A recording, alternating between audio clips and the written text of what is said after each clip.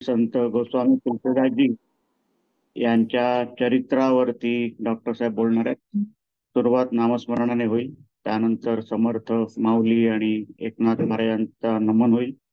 मग आपलं ओंकाराची साधना घेतील राऊजी आणि मग डॉक्टर साहेब त्यांच्या निरूपणाला सुरुवात करतील. ओम सहनावतु सहनौ भुनक्तु सह वीर्यं कर्वावहै तेजस्विनावधीतमस्तु मा विद्विषावहै। ओम शांति शांति शांति। श्री राम जय जय राम। श्रीराम जय राम जय जय राम। श्री राम जय जय राम। श्रीराम जय राम जय जय राम। श्री राम जय जय राम। श्रीराम जय राम जय जय राम। श्री राम जय जय राम। श्रीराम जय राम जय जय राम। श्री राम जय जय राम। श्रीराम जय राम जय जय राम। श्री राम जय जय राम। श्रीराम जय राम जय जय राम। श्री राम जय जय राम। श्रीराम जय राम जय जय राम। श्री राम जय जय राम। श्रीराम जय राम जय जय राम। श्री राम जय जय राम। श्रीराम जय राम जय जय राम। श्री राम जय जय राम। श्रीराम जय राम जय जय राम। श्री राम जय जय राम। श्रीराम जय राम जय जय राम। श्री राम जय जय राम। श्रीराम जय राम जय जय राम। श्री राम जय जय राम। श्रीराम जय राम जय जय राम। श्री राम जय जय राम। श्रीराम जय राम जय जय राम। श्री राम जय जय राम। श्रीराम जय राम जय जय राम। श्री राम जय जय राम। श्रीराम जय राम जय जय राम। श्री राम जय जय राम। श्रीराम जय राम जय जय राम। श्री राम जय जय राम। श्रीराम जय राम जय जय राम। श्री राम जय जय राम। श्रीराम जय राम जय जय राम। श्री राम जय जय राम। श्रीराम जय राम जय जय राम। श्री राम जय जय राम। श्रीराम जय राम जय जय राम। श्री राम जय जय राम। श्रीराम जय राम जय जय राम। श्री राम जय जय राम।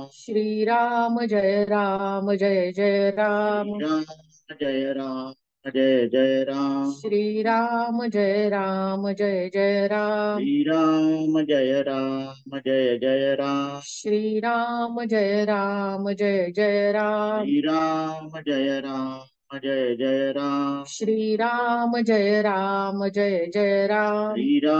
जय राम जय जय राम। श्री राम जय जय राम। श्रीराम जय राम जय जय राम। श्री राम जय जय राम। श्रीराम जय राम जय जय राम। श्री राम जय जय राम। श्रीराम जय राम जय जय राम। श्री राम जय जय राम। श्रीराम जय राम जय जय राम। श्री राम जय जय राम। श्रीराम जय राम जय जय राम। श्री राम जय जय राम। श्रीराम जय राम जय जय राम। श्री राम जय जय राम। श्रीराम जय राम जय जय राम। श्री राम जय जय राम। श्रीराम जय राम जय जय राम। श्री राम जय जय राम। श्रीराम जय राम जय जय राम। श्री राम जय जय राम। श्रीराम जय राम जय जय राम। श्री राम जय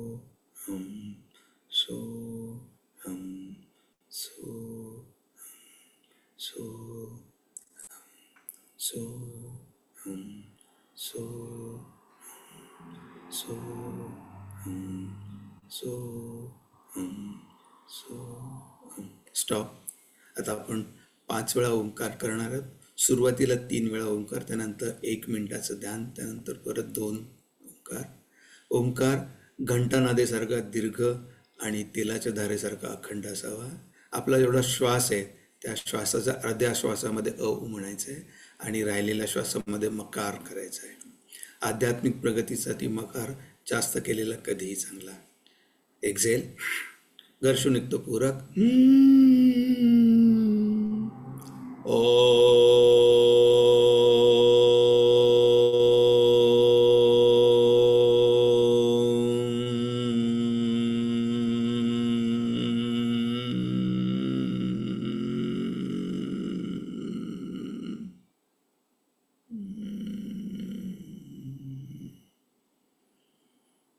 पूरक.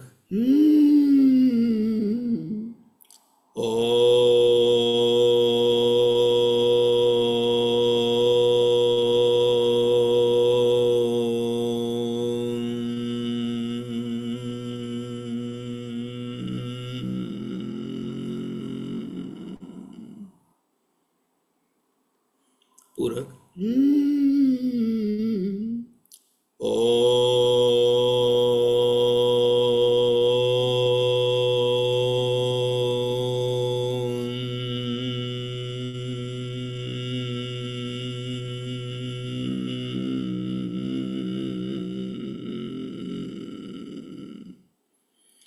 शांत शांत शांत.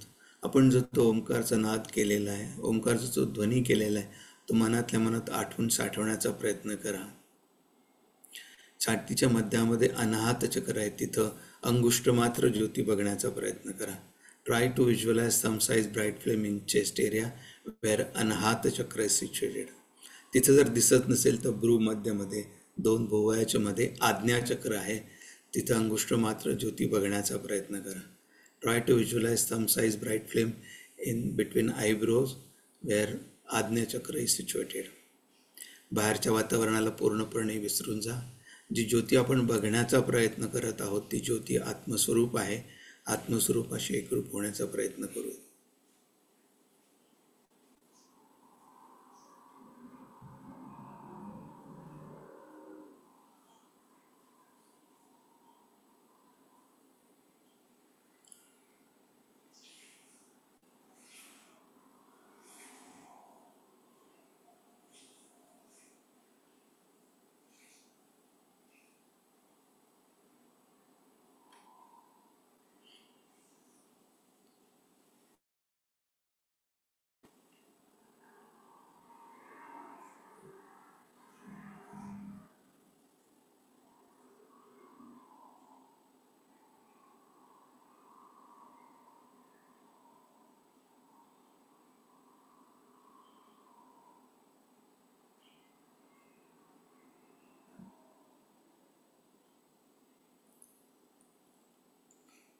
पूरक.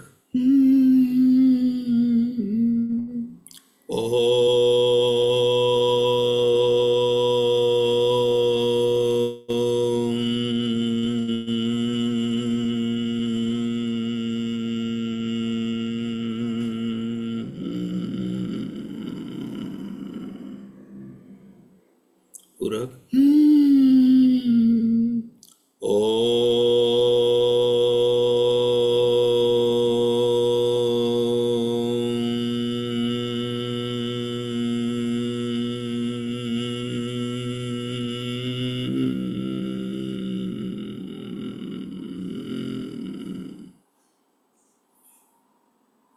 दुनियाचं घर्षण. जी ऊर्जा आपण ओंकार साधनेच्या अभ्यासातून मिळवली त्या ऊर्जेचं संचलन पूर्ण शरीरभर करूया. चेहरा कप करूया.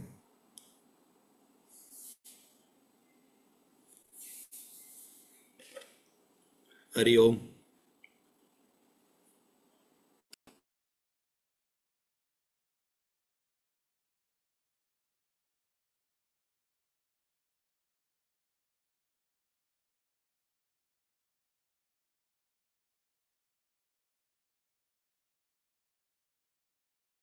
जय जय रघुवीर समर्थ। गुरु ब्रह्मा गुरु विष्णु गुरुदेव महेश्वर, गुरु साक्षात परब्रह्म तस्मै श्री गुरुवे नमः। सद्गुरुनाथ महाराज की जय। जय जय रघुवीर समर्थ। आपल्या सर्वांना नम्र अभिवादन। आवाज आपल्यापर्यंत पोहोचतो आहे असं मी समजतो, पण असं जर काही वाटलं की नाहीये तर मला कळवा.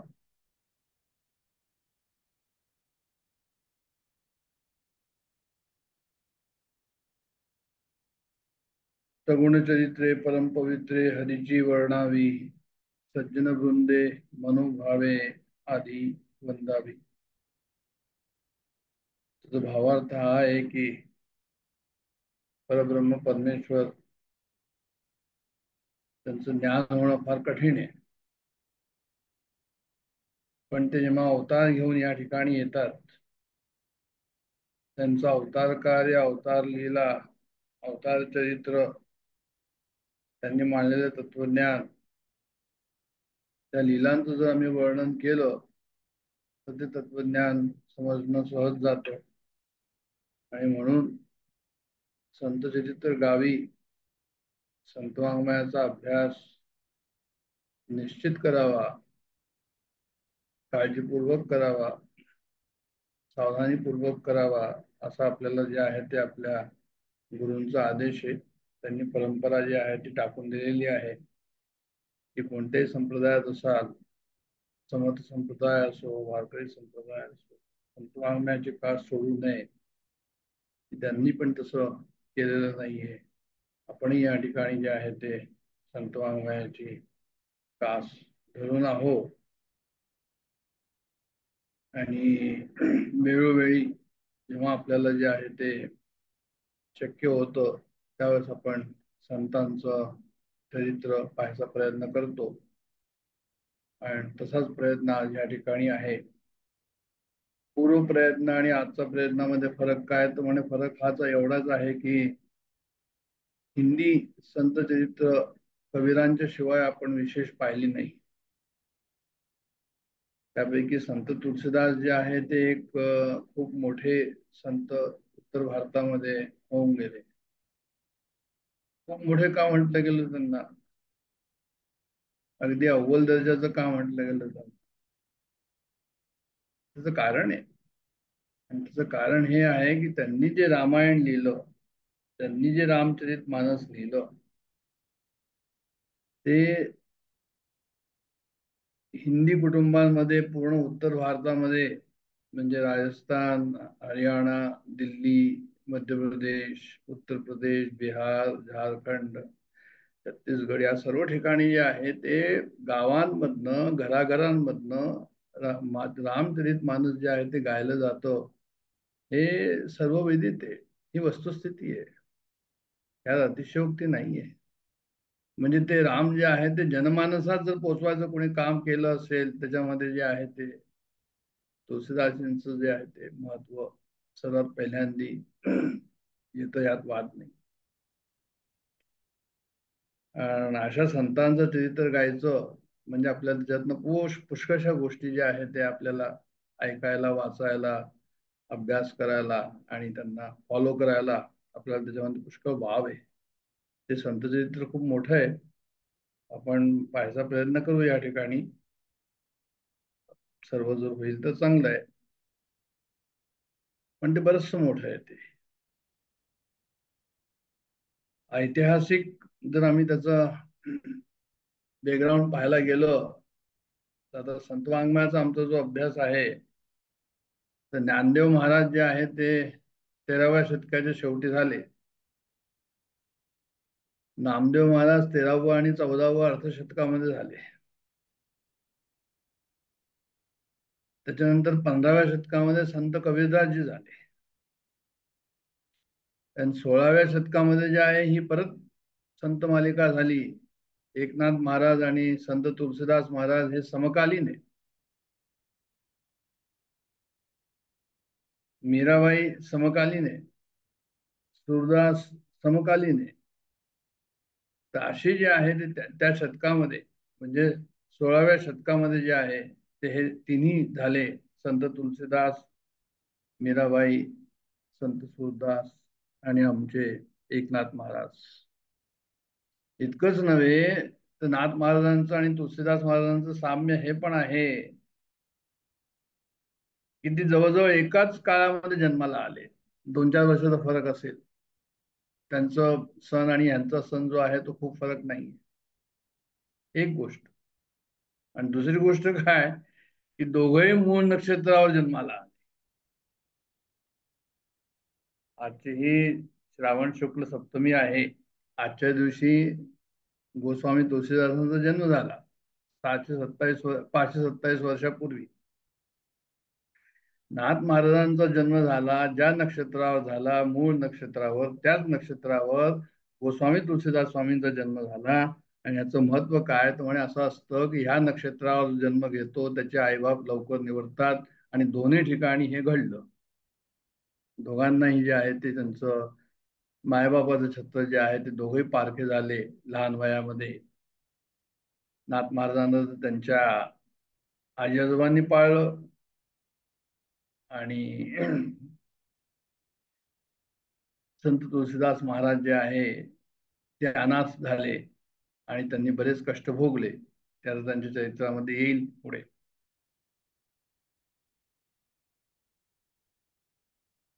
असं म्हणतात की जोपर्यंत म्हणजे जे आहे ते प्रतिकूल परिस्थिती जर सर्वात जास्त आली तर भगवंत जो आहे तो जवळ येतो.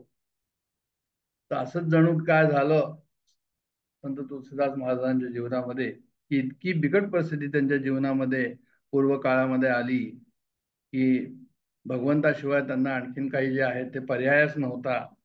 आणि जणू काही त्या प्रतिकूल परिस्थितीमुळे भगवंत जवळ आला असंही म्हणायला हरकत नाही.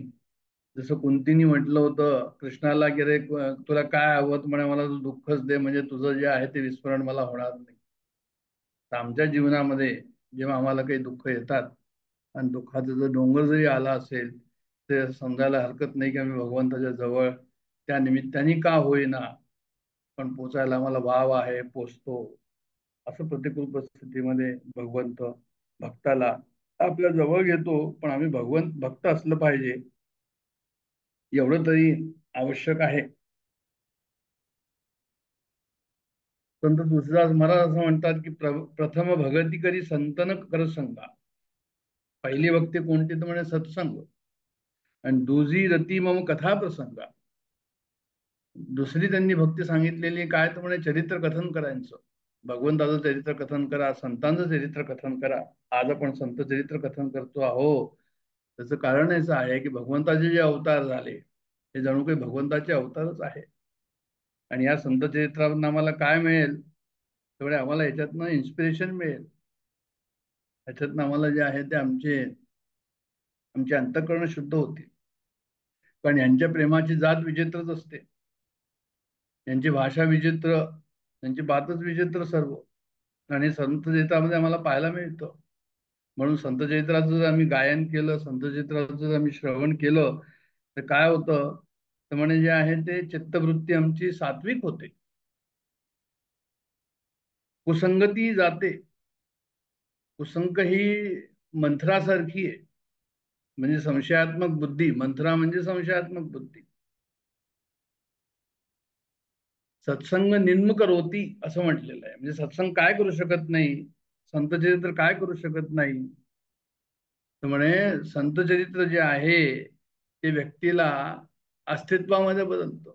व्यक्तीला अस्तित्वात बदलणं म्हणजे काय झालं म्हणजे हा संकुचित जो असतो जीव हा व्यापक होतो. म्हणजे हा व्यष्टीमध्ये जो जीव असतो हा समष्टीमध्ये जातो. तर असं व्यक्तीमधनं अस्तित्व मध्ये पालटण्याचं काम कशामध्ये आहे तर म्हणजे संत चरित्रामध्ये. जसं सांगितलं मी की ज्ञान समजणं कठीण आहे, संत चरित्र जे आहे ते समजणं तेवढं अवघड नसावं. आणि सर्वात मोठा दुश्मन आमचा कोणता आहे? सर्वात मोठा शत्रू मानवजातीचा कोणता? अध्यात्माच्या हिशोबाने म्हणतोय मी. अध्यात्म क्षेत्रामध्ये भक्त जो आहे, साधक जो आहे, त्याचा सर्वात मोठा जर शत्रू कोणी असेल म्हणजे तो आहे आसक्ती. तर आसक्तीचं अनासक्ती करणं हे संत चरित्राने जे आहे ते शक्य आहे. म्हणून संतांचे चरित्र कशी तर म्हणजे ते कापसाप्रमाणे शुभ असतात आणि शुभ्र असतात. कापूसचा शुभ आणि शुभ्र पांढरा असतो. कापसाचं बोंड निरास असतं. कापसाचा बोंड निरस असतो, रस नसतो. आणि संत चरित्रामध्ये काय आहे तर म्हणजे संतांचंही विषयाबद्दल त्यांचा निरासच असतो. कापूस शुभ्र जसा असतो तसं संतांचं अंतःकरण कसं असतं म्हणजे शुद्ध असतं. कापसात काय असतात म्हणजे तंतू असतात. कापूस काय करतो तर म्हणजे कापसाचा धागा बनवून सुईच्या छेदातून तो कापूस जो आहे धागा बाहेर जातो आणि वस्त्र विणवतो. असं त्या कापसाचं आहे सर्व जीवन म्हणूया आपण त्याला. संतांचं जीवन कसं आहे म्हणजे ते सुद्धा हेच करतात. तेही जे आहे ते स्वतःला कष्ट देऊन मानवजातीचं कल्याण करतात. स्वतःला कष्ट देऊन वस्त्रात परिणित करतात. म्हणजे काय तर म्हणजे मानवजातीची ती सेवा करतात. मानवजातीला ते मार्गदर्शन करतात. इतरांच्या दुःखांना सहन करून, दोषांना सहन करून त्यांना घडवतात. हे संतांचं कार्य आहे. म्हणून संत चरित्र जे आहे ते अहर्निश त्या ठिकाणी जे आहे ते आपल्याला त्याचा पाठवर पाठमोगा किंवा त्याचा पाठलाग करायला हवा. म्हणून आपण म्हणतो की षडरिपू छेदोनी माझे सुखरूप केले हो तुझसी भजाया. त्यांनी आमचं जे आहे ते षडरिपू छेदले. काम, क्रोध, लोभ, मोह, मत्सरे षडरिपू छेदोनी माझे सुखरूप केले हो तुझसी भजाया. चिन्मय स्वरूपी असोनी आहे ते शुद्ध सच्चिदानंद स्वरूप, पण चिन्मय स्वरूपी असोनी देहधारी झालासी जीव उद्धराया वंदन सद्गुरू. अशा प्रकारचे अवतार कार्य आम्हाला माहिती आहे की सर्वांचं सद्गुरूंचं अवतार कार्य, संतांचं अवतार कार्य कशा प्रकारचं आहे याच्याबद्दलचा आपल्याला थोडा या ठिकाणी अंदाज आला. आणि हे केव्हा झाले तेही आपण पाहिलं की जे आहे ते 16व्या शतकामध्ये संत तुलसीदास महाराज झाले, मीराबाई झाल्या, सुरदासजी झाले आणि नंतरच्या 17व्या शतकामध्ये समर्थ रामदास स्वामी, शिवाजी महाराज आणि तुकाराम महाराज झाले. अशा प्रकारचा आपण एक सिक्वेन्स जर लक्षात ठेवला तर आपल्याला असं लक्षात येईल की हे केव्हा झाले, त्यावेळेसची राजकीय परिस्थिती काय होती. तर आपल्या सर्वांना ते विदितच आहे त्यावेळेसची राजकीय परिस्थिती काय होती. तेवढ्या बिकट परिस्थितीमध्ये, तेवढ्या तशा प्रकारच्या म्हणजे कठीण परिस्थितीमध्ये त्यांनी जो आहे तो आपलं स्वतःचं कल्याण केलं आणि जगाचं कल्याण केलं, जनतेचं कल्याण केलं. रामचरित मानस सारखा जो ग्रंथ लिहिलेला आहे, या ग्रंथाचं महत्व असं आहे जे तुलसीदासांनी लिहिलं की तो नुसताच भारतापुरता नाहीये, पण तो विश्ववंद्य झालेला आहे. सर्व विश्वामध्ये जो आहे तो पोचलेला आहे. त्याची भाषांतर झालेली आहे आणि लोकांना त्याच्याबद्दल जे आहे ते माहिती आहे.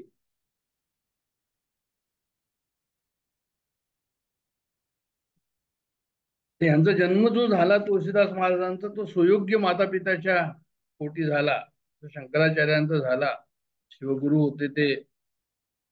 शिवगुरूंनी शिवाची स्तुती केली. त्यांच्या वडिलांनी, शंकराचार्याच्या आई वडिलांनी, आईनी आणि वडिलांनी, तशाच प्रकारे यांनी सुद्धा शंकराची जे आहे ते माता पिता जे आहे ते काय करत होते तर म्हणजे शंकराची आराधना करत होते, व्रत करत होते, उपास सायास करत होते, अनुष्ठानं करत होते, दोघेही मिळून करत होते. आणि त्यांची इच्छा अशी होती की जे आहे ते आम्हाला काहीतरी दिव्य संतान प्राप्त व्हावं अशी त्यांची इच्छा होती.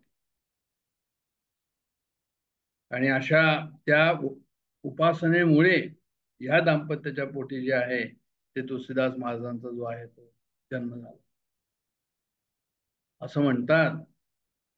असं शास्त्रामध्ये लिहिलंय की दिव्य आत्मे जे आहे ते जगताचं कल्याण करतात, जगतामध्ये येऊ पाहतात दिव्य आत्मे. पण त्यांना जे आहे ते प्रॉपर भूमी मिळत नाही, प्रॉपर जागा मिळत नाही, त्यांना प्रॉपर दाम्पत्य मिळत नाही की ज्या ठिकाणी येऊन ते जगाचं कल्याण करू शकतील अशा प्रकारचं त्यांना जी आहे ते जागा मिळत नाही, म्हणून ते नुसतेच जे आहे त्याच्याकरता भटकत असतात. आणि ह्या ठिकाणी ह्या दाम्पत्याच्या पोटी जे संत तुळशीदास महाराजांचा जन्म झाला आजच्या दिवशी,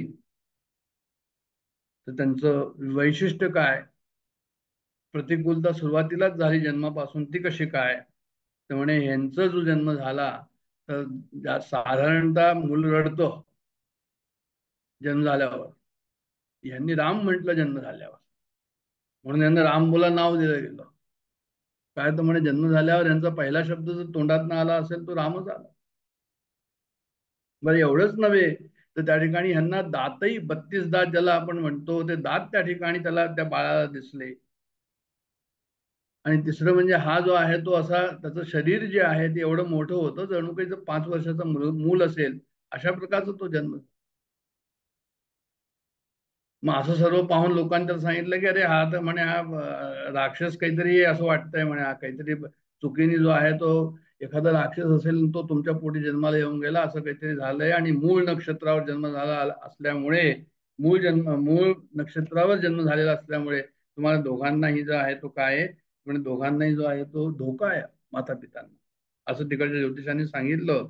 जसं नाथ महाराजांना सांगितलं की मुळीच्या मुळी एका जन्मला माय बापे थोर धाक घेतला, असं सांगतात की मूळ नक्षत्रावर जो जन्म होतो त्यामुळे मायबाप जे आहे त्यांना इजा होतो. पण या ठिकाणी पारमार्थिक अर्थ पण आहे या ओवींचा. मुळीच्या मुळी एका जन्मला मायबापे थोर धाक घेतला, माया आणि बापांनी धाक घेतला की ते जातील म्हणून. इथे माय म्हणजे माया आणि धाक बाप म्हणजे प्रकृती. तर असे मायबाप प्रकृती पुरुष म्हणूया आपण त्यांना, ते जर गेले तर त्या चिरंजीवांना काय होईल तर म्हणजे आत्मसाक्षात्कारच होईल. तर हेही त्यातला अर्थ जो आहे तो घेतला जातो, अशा प्रकारे आध्यात्मिक अर्थ घेतला जातो. तर एकनाथ महाराजांनी आत्मसाक्षात्कार झाला आणि तुळशीदास महाराजांना जे आहे ते आत्मसाक्षात्कार झाला. दोघंही जे आहे ते अवतारच होते भगवंताचे, यात वाद नाही. तर आता असं झाल्यानंतर मग ज्योतिषांनी त्यांना घाबरवून दिलं, ब्राह्मण लोकांनी घाबरवून दिलं आई वडिलांना. आणि वडील म्हणाले की मी काय करायचं म्हणे आता. तर त्यांनी सांगितलं का अरे याला म्हणे मारून टाका, झालं तो अरिष्ट दूर होईल. आणि मग वडील जे आत्माराम दुबे म्हणून होते, प्रयाग जवळ राजापूर गावामध्ये होते, ते इलाहाबाद जवळ राजापूर गाव म्हणून आहे यमुनेच्या काठी, त्या ठिकाणी हे आत्माराम दुबे कुटुंब राहत होतं. आणि आईचं नाव हुलसी होतं. तर त्या ठिकाणी त्यांनी म्हटलं, हुलसीला म्हटलं की मी घेऊन जातो मुलाला आणि कुठेतरी टाकून देतो, काहीतरी करूया आपण, कारण की म्हणे हा तर हे सर्व लक्षणं जे आहे ते बरोबर दिसत नाही. पण ती हुलसी त्याच्याकरता तयार नव्हती.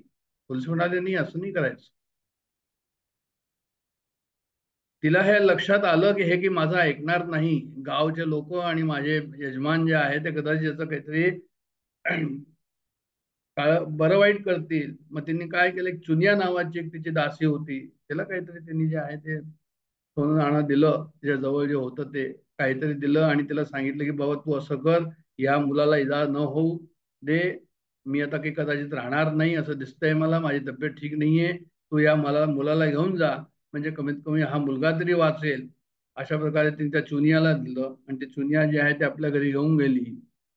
आणि ही बाई जी आहे आज आहे सप्तमी, एकादशीला म्हणजे 4 दिवसांनी त्याची आई जी आहे ती वारली. तुळशीदास महाराज जे आहे ते चुनियाकडे जाऊन राहिले त्या ठिकाणी. आणि नंतरची कहाणी अशी पण आहे की चुनिया सुद्धा जी आहे ती 5 वर्षापर्यंत तिने संगोपन केलं आणि 5व्या वर्षी जे आहे ती तिचा सुद्धा मृत्यू झाला. आणि त्यावेळेस जे आहे ते महाराज जे आहे ते तुळशीदास महाराज जे आहे म्हणजे रामबोला जे आहे ते काय झाले तर म्हणजे जे आहे ते सर्वच संघ त्यांचा गेला, ते निराधार झाले, ते अनाथ झाले.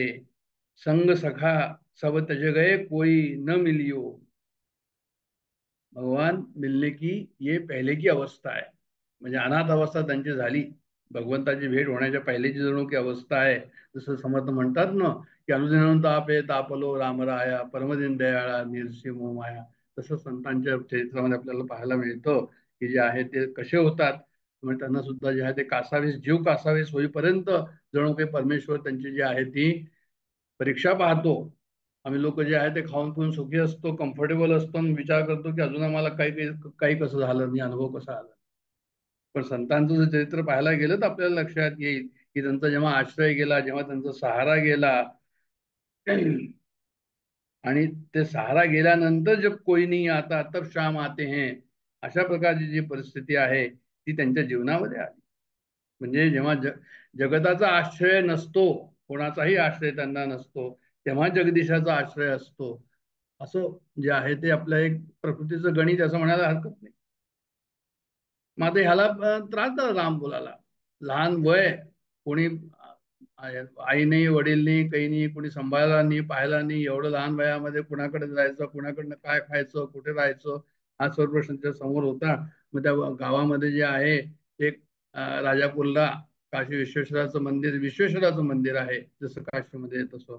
तर त्या मंदिरामध्ये जाऊन हे विचार केला की आपण तिथे राहूया आणि काय कोणी देईल आपण भिक्षा मागून घेऊन तिथे जाऊन राहू. पण परमेश्वराला त्यांची दया होती. जसं मी सांगितलं की त्यांच्या आईवडिलांनी जे आहे ते शंकराची प्रार्थना करून आणि हा पुत्र मागून घेतला होता असं म्हणायला हरकत नाही, उपासना करून. तर त्या माता पार्वतीला सुद्धा त्याची दया आली, याला जे आहे ते काहीतरी केलं पाहिजे. भक्तों को तू अपने निराश ना किया, मांगा जो जिसने उसको दान दिया. अशा प्रकारचं भक्त आणि भगवंताचे रिलेशनशिप पण आहे. तर असं सांगतात की म्हणे जे आहे तिला एक दिव्य स्त्री येऊन, पार्वती माता येऊन रोज काहीतरी त्याला खायला प्यायला देऊन जायची त्या ठिकाणी. आता लोकांना, गावच्या लोकांना असं आश्चर्य वाटलं की हा मनुष्य, हा मुलगा जो आहे हा तर धष्टपुष्ट होतोय, काय झालंय याला, तर कोणी खायला देतं, काय करतो. पण स्त्रिया ज्या आहेत त्यांना थोडंसं जे आहे ते जास्त कुतूहल असतं की काय होतंय, काय चाललंय, काय नाही. एका स्त्रीने असं विचार केला की नाही पाहूया काय असं कसं झालं, याला कोण येऊन खायला देतं. तर मग तिने पाहिलं की एक दिव्य स्त्री येत होती, सुंदर स्त्री येत होती, आणि ती येऊन याला जे आहे ते खायला म्हणून तिने दिलं. आणि ती वापस जात होती तर त्या बाईने तिचे पाय पकडले आणि पाय पकडून जे आहे तिला सांगितलं की बा तू जे आहे ते माझ्यावर कृपा कर म्हणून. अशा प्रकारची ती स्थिती होती. पण त्याच्यानंतर मग ती बाई परत आली नाही ह्याला अन्न द्यायला, तिचं येणं बंद झालं. आणि तिचं येणं बंद झाल्यानंतर मग जे आहे ते परत पार्वती मातेला हे झाले की आता ह्यांचं कसं करायचं, या मुलाचं कसं करायचं, या बालकाचं कसं करायचं. तर असं सांगतात की म्हणे प्रकृती सुद्धा धावून येते कल्याणाकरता म्हणून, रक्षणाकरता म्हणून. तर रामानंदाचार्याची जी परंपरा आहे, अनंताचार्य आणि त्यांचे शिष्य जे आहे ते नरहरी या नंद, त्यांना जाऊन स्वप्नामध्ये सांगितलं नरहरी देवाला की बाबा तू जे आहे ते अमक्या ठिकाणी जा, अमका अमका मुलगा असा आहे आणि त्याला जे आहे ते जाऊन तू आपल्या आश्रमामध्ये घेऊन ये. आणि मग जे आहे ते नरहरीनाथ देव महाराज, नरहरियानंद महाराज असंही त्यांचं नाव आहे, ते जे आहे त्याला पाहत शोधत आले त्या ठिकाणी. असं म्हणतात की फक्त तुम्ही शिष्यच व्हा, गुरु तुम्हाला शोधत येतील. तशा प्रकारची परिस्थिती या ठिकाणी आहे की म्हणजे जे आहे ते, पण आम्ही शिष्य खरे नाहीये. खरे शिष्य झालो तर गुरु सद्गुरु ढूंढत येतील. तर सांगत तर असे या ठिकाणी ते आले आणि ते येऊन भेटले. राम बोलाला विश्राम मिळाला, राम बोलाला आश्रम मिळाला, ते त्याला आश्रमामध्ये घेऊन गेले. त्याच्या जीवनाचा, आध्यात्मिक जीवनाचा त्या ठिकाणी आरंभ झाला. त्याला त्यांनी गायत्री मंत्र दिला. सर्व विद्या त्यांच्याकडे ज्या होत्या त्या शिकवण्याची त्यांनी व्यवस्था केली. तिथे तुळशीचा एक बाग होता, तुळशीला पाणी घालायला सांगितलं. तुळशीदास महाराजांवर 3-4 पिक्चर्स आहे, 60 आणि 70च्या काळातले ते आहे. त्याच्यामध्ये वेगवेगळे वर्षन वेगवेगळ्या ठिकाणी दिलेले आहे. एका वर्षन मध्ये असंही त्यांनी दिलेलं आहे की तुळशीला पाणी टाकायचं. मग त्याला विचारलं कोणी त्यांच्या शिष्यांनी की याचं काय नाव, तर म्हणे याला तुळशीला पाणी देतो त्याला तुळशीदास म्हणूया. तर अशा प्रकारची एक वर्षन त्या ठिकाणी आहे आणि त्याला सर्व विद्या संपन्न त्यांनी केलं. आणि अशा प्रकारे जे आहे ते काय झालं तर म्हणे राम बोला तुलसीदास हो गए. ज्यांनी सत्याचा आश्रय घेतला, ज्याने सत्संगाचा आधार घेतला, तर मग काय झालं तर म्हणे प्रभू त्याच्या निकट येतो, त्याच्या जवळ येतो. तो तुलसीदास हो गया राम बोला. का की म्हणे पारब्रह्म पूर्ण गुरुदेव कर कृपा लागू तोरी सेवा. आणि याच्यावरून असं कळतं की संत संगती काय नाही करत. संत संगती जे आहे ते काय नाही करू शकत, तर म्हणे शहनशाह बनवते. म्हणजे विध्वंसुनी मोहपुरीची लीला आणि स्वराज्यपट्टी अभिषेक केला, ज्याच्या दयेने महाराज झालो. तर आता महाराज झालो म्हणजे शहनशाह बनवते ती. तर शहनशाह बनाया मेनू जुगाली करा. म्हणजे त्यांनी आम्हाला शिकवून माझ्याकडे लक्ष ठेवून मला सर्व करून आणि त्यांनी काय केलं म्हणे, प्रथम भक्ती सतसंगा आणि दुजी रती मम कथा प्रसंगा. चरित्र सांगून मला वेदाचा अभ्यास करून तत्वज्ञानाचा अभ्यास करून मला त्यांनी जे आहे ते मनामध्ये भगवंताचे गुणानुवाद मी जे आहे ते गाऊ लागलो, असं तुलसीदास महाराज म्हणतात. प्रेम जे आहे ते प्रतिफल माझं वाढत राहिलं.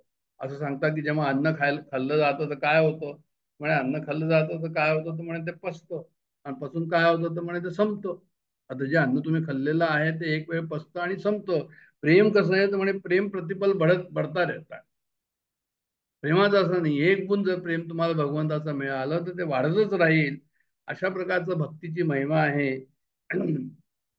तिथे कोणत्याही प्रकारचं भक्तीमध्ये जे आहे ते नंतर जे आहे कोणती विधी नाहीये आणि पुढचं आणखीन कोणतं सुख नाहीये. प्रेमच आहे सर्वात शेवटी. आणि हे प्रेम कसं असतं म्हणजे हे प्रेम वाढत राहतं. जशी नदी समुद्राला जाऊन मिळते आणि परत परत जशी डोसे देते, किंवा एक गायचा बछडा गायीला कसा डोसा देत असतो, तशा प्रकारचं जे आहे ते हे प्रेम कसं आहे तर म्हणे हे वाढतच राहतं. मग नरहरियानंद महाराजांनी नंतर काय केलं तर म्हणे त्यांनी असं विचार केला की अरे तू आपण काशीला चलूया, आणि काशीला चलून तिथे सिद्ध पुरुष असतात, त्या ठिकाणी जाऊन आपण त्यांना भेटूया. मग नरहरियानंद काशीला आले आणि तिथे गंगा किनाऱ्यावर जे आहे ते एक योग्य सिद्ध पुरुष होते, विद्यासंपन्न पुरुष होते. शेष सनातन महाराज त्यांचं नाव होतं, आणि ते जे आहे ते सत्संग करत होते. त्याच सत्संगामध्ये जाऊन जे आहे हे दोघंही त्या ठिकाणी पोहोचले. नरहरियानंदला त्यांची ओळख होती, मग रोज श्रवण तिथे करायचे. आणि ह्यांनी खूप त्याच्यामध्ये जे आहे तुलसीदासांनी मौन भावानी सावधान होऊन सादर होऊन गंभीर होऊन आणि तो श्रवण जे आहे ते मोठ्या अदबानी जे आहे ते श्रवण करतो.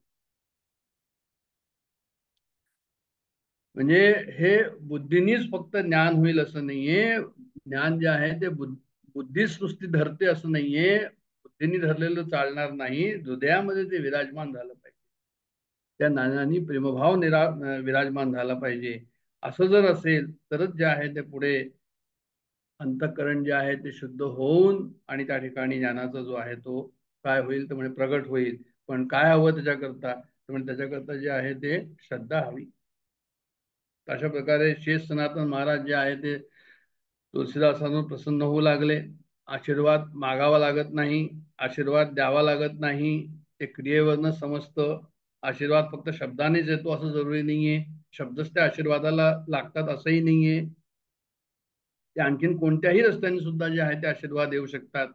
शेष सनातनच्या चेहऱ्यावर जी प्रसन्नता आली त्याच्यावरून आपल्याला असं समजलं, त्यांना असं समजलं की जो आहे तो हा जो आहे हा चुणचुणीत मुलगा आहे, याच्यामध्ये परिवर्तन होऊन राहिलंय, परिवर्तन दिसतं. आशीर्वाद एक बार दिसणार नाही, पण त्याचं आशीर्वादामुळे जे परिवर्तन झालेलं आहे ते दिसतं. आणि त्या ठिकाणी त्यांनी सर्व वेदांचा अभ्यास केला.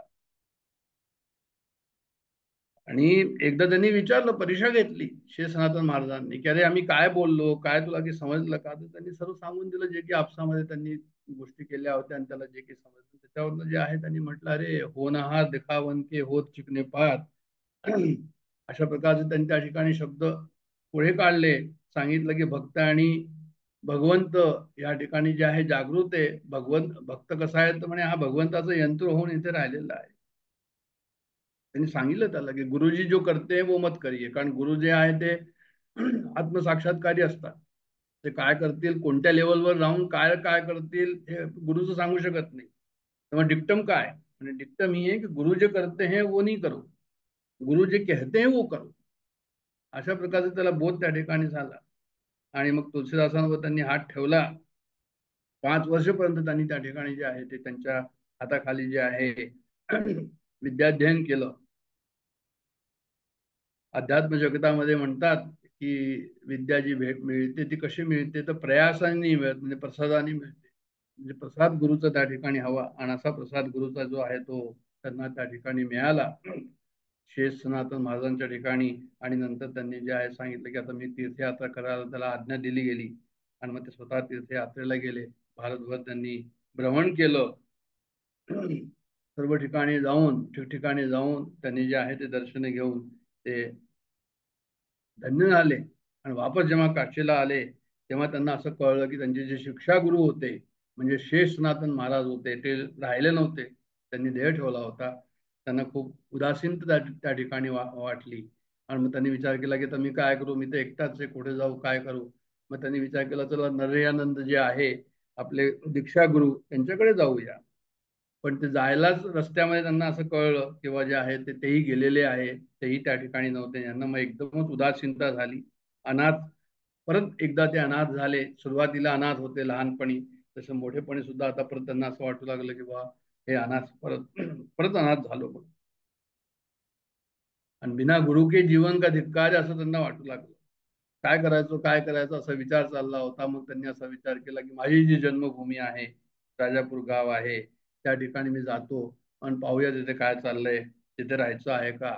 तर तिथे आपल्या घरी गेला तिथे काही नाव निशाणी नव्हतं त्यांचं, घराचे नाम निशाण नाही, कोणाचंच काही नाव निशाण नाही. लोक जे जुने होते त्यांनी सांगून दिले की अरे हे तू यांना तुझं आहे तो कुलक्षयी मुलगा झाला आणि त्याच्यामुळे यांचं सर्व कुल जे आहे ते गेलं आणि यांना आता पाणी द्यायला सुद्धा कोणी नाहीये. अशा प्रकारचे काही काही त्या काळानुसार गावामध्ये किंवदंती होत्या, ते याच्या सर्व कानावर आल्या. त्याला फार वाईट वाटलं. मग यांनी जे आहे ते आपल्या आई वडिलांचं तर्पण केलं, आपल्या साधुदाचा परिचय दिला आणि त्या ठिकाणी त्यांनी जे आहे ते त्या गावामध्ये राहून त्या मंदिरामध्ये एक जे होतं तिथे तिथे राहून जे आहे ते भगवत भक्ती करायला सुरुवात केली, भजन जे आहे ते करायला सुरुवात केली आणि काहीतरी जे आहे ते प्रवचन द्यायला सुरुवात केली छोटी मोठी त्या मंदिरामध्ये राहून. मग काय झालं की आता शक्ती जी आहे, भगवानाची शक्ती जी आहे ती सुद्धा जी आहे ते काहीतरी कार्य करत असते. याचं जे आहे ते प्रवचन होतं खूप सुंदर होतं आणि जवळच्या गावाचा एक मनुष्य होता, त्याला ते प्रवचन आवडलं याचं आणि त्याला स्वप्नही पडलं की म्हणे ह्या तुझी मुलगी जी आहे ही रत्नमाला जी आहे, आणि त्यांनी पण जे आहे भगवंताची तू सेवा करत होता म्हणे, ही रत्नमाला जी आहे तू ह्या मुलाला दे. म्हणून तो आला आणि तो ब्राह्मण म्हणाला की भाई मेरी लड़की का ब्याह जो है वो आपसे मैं करना चाहता हूँ. आणि काय तर म्हणे भगवंतानी मला असं स्वप्नामध्ये येऊन सांगितलं. यांनी म्हटलं असं की आता आम्हाला तर काही त्याच्याशी संबंध नाही. सांसों की माला पे सिमरू में तेरा नाम, अशा प्रकारची आमची स्थिती आहे की प्रत्येक श्वासामध्ये जे आहे ते नाव भगवंताचं चाललेलं आहे. मी संसार करून काय करेन. आता मन सुद्धा जे आहे ते माझं रमणार नाही संसारामध्ये, चित्तही लागणार नाही. आणि प्रभूला प्रार्थना करू लागले की हे मध्येच काय तू मला जे आहे ते संकट आणलेलं आहे या ठिकाणी. भाई सदा पकड़ो मेरी बाह कि वो डुल न जाए, रुल न जाए, सुखावीच रह के तनु भूल न जाना. मला जर सुखात तू ठेवशील तर मी तुला विसरून जाईन, तर हे मला काही नको. प्रभू आपकी विस्मृती न हो जाए. साधू का एक एक आचरण कुछ सिखाता है. आपलं आत्मविश्लेषण करायला हवं की सत्संग जर भेटला आहे, सत्संग जर मिळाला, सत्संग मिला है तो संसार रहेगा, पर संसार में आनंद नहीं मिळणार. म्हणजे सत्संग जर तुम्ही सत्संगामध्ये तुम्ही आहात तर तुम्हाला संसार तुम्हाला सोडायचं नाहीये. संसारामध्ये आपण सर्व आहोत, पण संसारामध्ये आनंद नाही मिळणार. पण दुःखाचं कारण संसार आहे का, तर म्हणे नाही, दुःखाचं कारण संसार हो ही नहीं सकता. दुख का कारण संसार से इसलिए है कि जो आनंद की आशा है उसकी वजह से दुख है. म्हणजे आप किसी से संबंध बनाओ, संसार में रहो, संबंध बनाओ, कोई प्रॉब्लम नहीं है, पर उससे सुख की आशा करना, मतलब बनना, मतलब वृत्ति स्वार्थ की तरफ करना, और ये स्वार्थ जो है आपके मन के पात्र को संकुचित करके क्या करता है, आशा आकांक्षा करके दुख देता है. म्हणजे सांगायचं तात्पर्य असं आहे की संसारात दुःख नाहीये, आमची त्या ठिकाणी आसक्ती आहे, आमची त्या ठिकाणी आशा आहे, आणि त्या आशेमुळे जे आहे ते काय होतं, ती जर पूर्ण झाली नाही तर आम्हाला दुःख होतं, कारण की आमची वृत्ती स्वार्थाकडे जाते संसारामध्ये राहून. आणि आमचं अंतःकरण जे आहे ते काय करतं, स्वार्थ झाल्यावर मल रूप करून देतो, भयभीत करून देतो. आणि म्हणून त्यांना सांगितलं, प्रभूला सांगितलं कोणी तुलसीदासांनी की आपकी माया से डर लगता है. तर आता तो ब्राह्मण पाठीमागेच लागला. तुम्हाला की नाही, मला तर भगवंताची आज्ञा झाली आहे. तर ते तर काही ऐकलं नाही. मग त्यांनी काय केलं तर म्हणे त्याच्याच घराच्या बाहेर जे आहे ते म्हणे अन्न पाणी सोडून तिथे बसले की जोपर्यंत तू हो म्हणणार नाही तोपर्यंत राहणार नाही. मग लोकांनी त्याला समजावलं की आज माया तुम्हें ऐसा लगता है कि माया में मेरे को फंसना है, पर कल के दिन यदि तुम ये नहीं तुमने किया और ये चले भी गए और कल के दिन फिर माया में फंसे तो तुम क्या करोगे. माया तसंच आहे, ते तुम्हाला जे आहे ते कुठे ना कुठे फसवत राहिले. तर मग जे आहे ते काय झालं तर म्हणे असं असतं. प्रारब्ध कशाला म्हणतात तर म्हणे प्रारब्ध म्हणतात बिना प्रयास जो प्राप्त होता है उसको प्रारब्ध कहते हैं. आता हे प्रारब्धाची एक भाषा ही सुद्धा जी आहे ते संत चरित्रामध्ये आपल्याला छान मिळते की जे काही कार्य आम्ही केलं नाही, म्हणजे प्रयत्न खूप केले नाही, पण काही विशेष प्रयत्न न करता जे आम्हाला मिळालं त्याला काय म्हणतात म्हणे, त्याला प्रारब्ध म्हणतात. ज्याच्याकरता आम्ही हात चालवले नाही, प्रयास केला नाही, आमच्या द्वारावर येऊन उभा आहे ते प्रारब्ध. तर असं जर आहे आणि बोल तो आपसे बिना लिए दे जाएगा नाही वो प्रारब्ध. काहीतरी घेऊन जाईल, देऊन जाईल, घेऊन जाईल. वृत्ती घटे ना तिल बडे जो लिखती करता. मग वृत्ती घटे, तुमचं मन तिकडनं हटणार नाही, न तिल बढे म्हणजे तुम्हाला तेवढंच मिळेल जेवढं आवश्यक त्या ठिकाणी प्रारब्धांनी लिहिलंय. आणि जो लिखती करता, म्हणजे त्यांनी जे लिहिलेलं आहे ते तुम्हाला मिळेल असं त्यांना म्हणायचं, याला म्हणतात प्रारब्ध. तर उद्या जर तुम्ही मायेमध्ये येऊन गेला तर त्याच्यापेक्षा आता आहे की आत्ताच मी व्यवहार करून घ्यावा, संसार करून घ्यावा, उद्या हे नको. तर मग जे आहे ते तुलसीदास महाराजांना मग तसंच झालं, ज्यांना ते भीती होती तसंच झालं. त्यांनी लग्न केलं, ते संसारात पडले आणि संसारात पडल्यावर अतिशय सुखामध्ये भगवंताला विसरले. विपदे विस्मरण विष्णूस संपन्न नारायण स्मृती. म्हणजे नारायणाला जर विसरले तर विपत्ती, आणि नारायणाचं स्मरण असेल तर संपत्ती. अशा प्रकारचं आम्हाला अध्यात्म सांगतं, शास्त्र सांगतं. कया अनुमत विपत्ती तर सोयी जब तब सुमिरन भजन न होई. ती विपत्ती आहे जेव्हा भजन होणार नाही तेव्हा. आता त्यांचं असं होऊन गेलं की ते असे मायामध्ये फसले की पत्नी की बिना त्यांना राहावलंच नाही गेलं. त्यांच्या वडिला मेसेजेस आले की वडिलांची तब्येत ठीक नाही आहे तर तू येऊन जा म्हणून, ते ह्यांनी तिला पाठवलं नाही. तो भाऊ आला, त्यालाही त्याने नाही म्हणून दिलं की नाही. त्यांना इतकी ओढ होती आपल्या पत्नीची की ते त्याच्यापेक्षा दूर राहू शकले नाही. शेवटी एक दिवस त्यांना जे आहे काही कारणाने बाहेर जावं लागलं 2-4 दिवसाकरता. तर पत्नीने विचार केला, भाऊ आला त्याच वेळेस, पत्नीने विचार केला मी जाऊन येते आता, नाहीतरी यांना 3-4 दिवस लागतील वापस यायला. तर ती आपल्या माहेरी गेली, जमुना पार, यमुनेच्या या पार यांचं गाव, यमुनेच्या त्या पार तिचं गाव. आणि हे यांना काही तिथे चैन नाही पडलं जिथे कामाला गेले होते. आपल्या पत्नीमुळे, पत्नीच्या विरहामुळे त्यांना चैन पडलं नाही. पहा कशी परिस्थिती असते, कसं संत चरित्रामध्ये आपल्याला जे आहे दाखले मिळतात. आणि ते जे आहे तिकडनं काय झालं तर म्हणजे तिकडनं ते वापस आले. घरी आले, पाहिलं तर बायको नाही. तिथे एक पत्र लिहिलं होतं की अशी तब्येत ठीक नाही तर मला जाणं आवश्यक आहे. मग त्यांनी रात्रीची वेळ, पावसाचे दिवस, श्रावणाचा महिना, यमुनेला वाढ आलेली, पण त्यांना राहवलं नाही गेलं की त्यांनी जे आहे ते काय केलं तर म्हणजे त्यांनी लागलीच जे आहे ते तिकडून निघाले, पावसामध्ये भिजत यमुनेला क्रॉस करत अर्ध्या रात्री ते त्या ठिकाणी पोहोचले, त्याच्या घरी पोहोचले. म्हणजे काय होतं की एकदा जर काम विचार मनामध्ये आला तर प्रीत न काहू की काम विचारे. प्रीत जर असेल आपली, मग काही दुसरा विचार नाहीये त्या ठिकाणी. असं असं हे कामाचं जे आहे ते आपल्याला आसक्ती अशी आपल्याला ओढून घेते. अशा प्रकारचं या ठिकाणी लिहिलंय.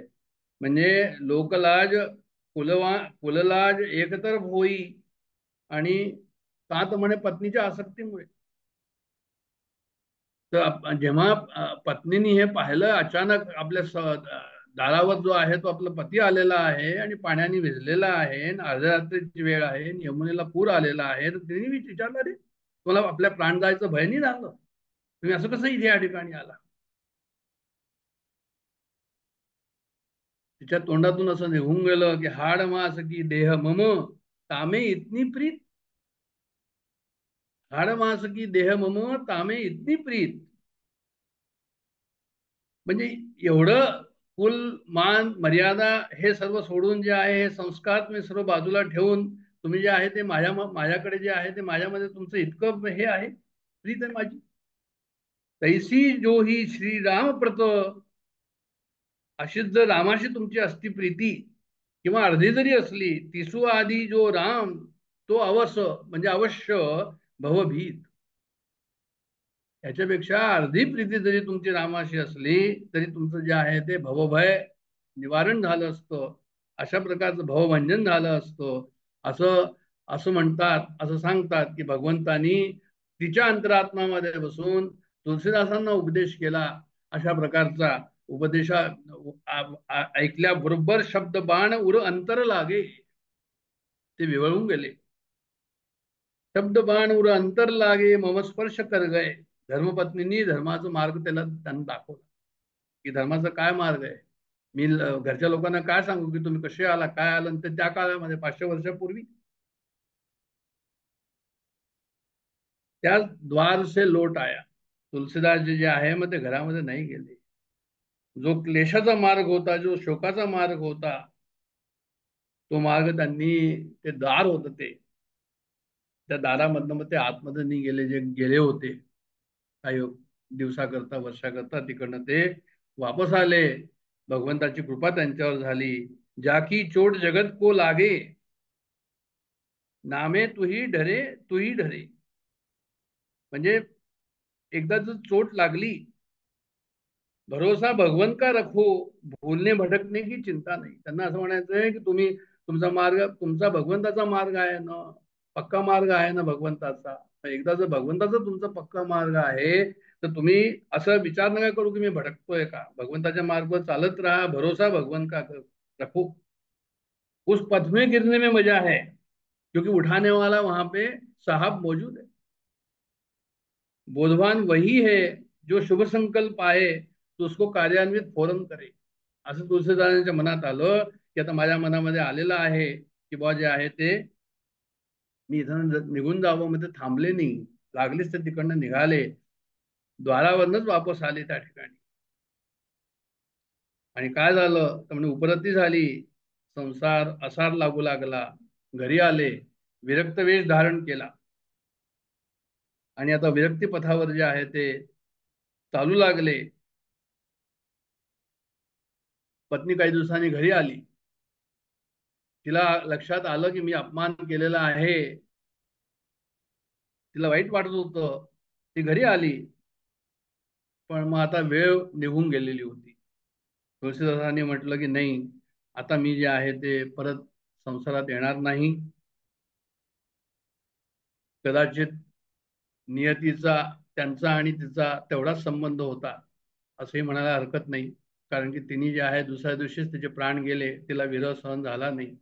यांनी तिला नाही म्हटलं की आता मी जे आहे ते संसारात नाही येणार. म्हणजे स्वार्थ का नाही, परमार्थ का पथ त्यांचा सुरू झाला. परत ते जे आहे ते अशा प्रकारे आले. आपणाच आपल्या स्वतःचा संसार नाही, जगाचा संसार त्यांचा सुरू झाला. समग्र के सुख का संसार, व्यक्तित्व जो है अस्तित्व में बदलने का समय आया. कर्मबंधन टूट गए, सब सहारे छूट गए और जन्म जन्म का सोया मनुआ सदगुरु शब्द सुन गया.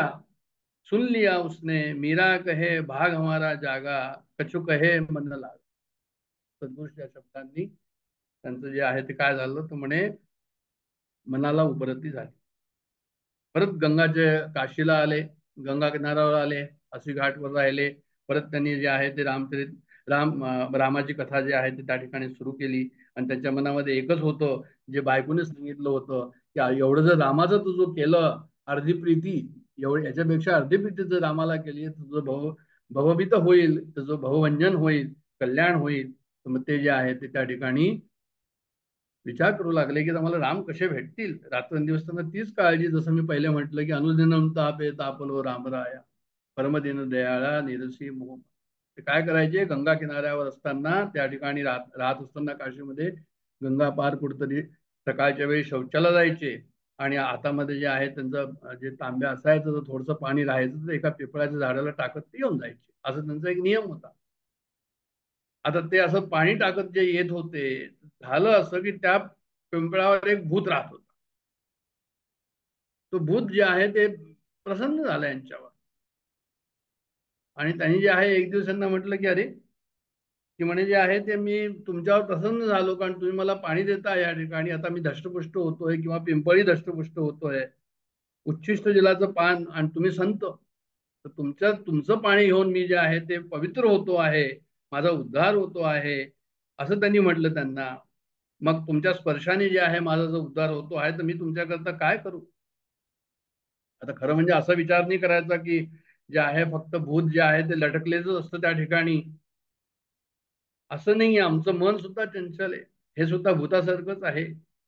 जसं प्रेत भूत एका डाल्यावरून दुसऱ्या डाल्यावर, एका फांदीवरून दुसऱ्या फांदीवर जातो, तसंच आमचं मनाचं भूत सुद्धा जे आहे ते सुद्धा जे आहे ते इकडून तिकडे तिकडून तिकडे जात असतं. मन सुद्धा अशाच प्रकारचं आहे. जोपर्यंत सद्गुरु चरणावर, भगवान चरणावर, सत्पुरुषाच्या चरणावर आपलं मन लागणार नाही, त्या ठिकाणी स्थिर होणार नाही, स्थित होणार नाही, तोपर्यंत मन सुद्धा कसं आहे तर म्हणजे भूतासारखंच येते. आणि संत दर्शन झाल्यावर, सद्गुरूचं दर्शन झाल्यावर, सद्गुरूची कृपा झाल्यावर ते चंचलता कुटुंबता विश्राम त्याला मिळेल, आणि मग समजायचं की जे आहे ते आता ते बरोबर या ठिकाणी लागलेलं आहे, म्हणजे मला जे आहे ते कृपा होते आहे. मग प्रेतनी असं म्हटलं त्यांना, भूताने असं म्हटलं की मला तर विश्राम मिळाला आहे, मला खूप तुमच्याकडून आराम मिळाला आहे, तर मी काय करू म्हणून. तर त्यांनी सांगितलं की अखिया हरिदर्शन की प्यासी, देखे चाहे देखो चाहे कमल नयन को, निसदिन रहते उदासी. त्यांनी सांगितलं की रात्रंदिवस मी उदास आहे की मला ते भगवंताचे कमल नयन दर्शन कसे होतील. अखिया हरिदर्शन की प्यासी, आता एकच इच्छा है कि ये जन्म में कब मेरे को भगवान नयन तुम्हें देखे, मेरे नयन आपको देखे, प्रभु का दर्शन आप करा सकते हो. तर ते म्हणाले मी माझ्या हातामध्ये नाहीये प्रभूचं दर्शन करो. मग म्हणे मी तुम्हाला युक्ती सांगतो काय करावं. म्हणे बरं. आता त्यावेळेस हनुमान चालिसाची त्यांनी रचना केलेली होती. त्यांनी असं सांगितलं की राम दुआरे तुम रखवारे.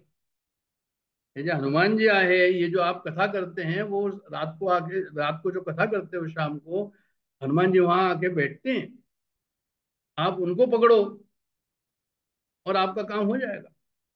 यांना हे हतप्रभ झाले, यांना आश्चर्य वाटलं गेलं, अरे हनुमान जी येतात. तो बोले कहाँ आते कैसे आते. मग त्यांनी सांगितलं की फिकर नहीं करो, मैं आपको उसकी त्याची खूण सांगतो कि वो सबसे पीछे बैठते हैं, कोड़ी भेष में आते हैं, सबसे पहले आते हैं और सबसे बाद में जाते हैं, आणि यासाठी ते शेवटी बसतात वेगळे जाऊन की कोणी त्यांच्याजवळ येऊ नये म्हणून. म्हणजे भक्ताचा गुण असा असतो, हनुमान भक्त आहे रामाचे, त्यांचा गुण असा आहे की स्वतःला छिपवायचं, प्रगट नाही करायचं, प्रेम प्रगट नाही करत. प्रेम प्रदर्शन की विधि नहीं है भक्त. हरि की कथा हरि से मिलाती है. चरण पकड़ लो बोले, जब तक वो स्वीकृति न दे तब तक उनके चरण नहीं छोड़ो. तर जसे हनुमानजी बसत होते वेगळे येऊन, तसं श्रोत्यांनी बसलं पाहिजे की प्रगट नाही हो कोणाला की मी भक्त आहे भगवंताचा म्हणून.